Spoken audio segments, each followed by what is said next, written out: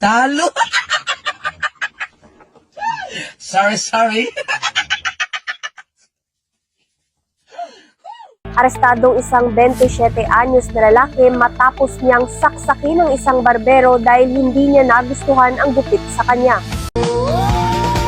Buksan mo, papasukin ako, bulaklak para sa'yo. Oh yes. Ano bang gusto mong gawin ko para mahalin mo? Wow.